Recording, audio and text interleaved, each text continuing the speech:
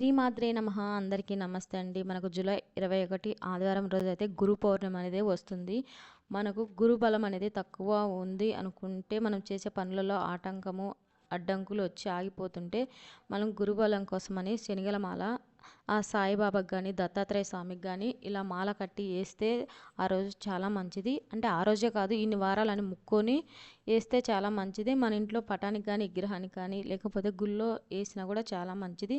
అంటే 21, 41, 108 శనగలు ఇట్లా మాలలా కట్టుకొని వేసుకుంటే చాలా మంచిదండి. ఈ మాల ఎలా కట్టాలంటే ముందు రోజే మనము శనగలు అనేది నానబోసుకోవాలి. నైట్ క్లీన్ చేసుకొని నానేసుకొని మళ్ళీ ఉదయాన్నే అంటే వాటర్ అంతా వడగట్టేసుకొని ఇలా ఒక సూది తీసుకొని దారం తీసుకోవాలి. ఆ దారానికి అయితే నేను ఇక్కడ పసుపు పూసుకున్నాను. పసుపు పూసుకొని ఇలా అయితే మాల అయితే కట్టుకున్నాను. నా దగ్గర ఇంట్లో బాబా ఫోటో విగ్రహం ఉంటే నేను విగ్రహానికి అయితే వేసుకున్నాను. మీరు గుళ్ళో ఇవ్వాలనుకున్నా కూడా గుళ్ళో ఇచ్చుకోవచ్చు.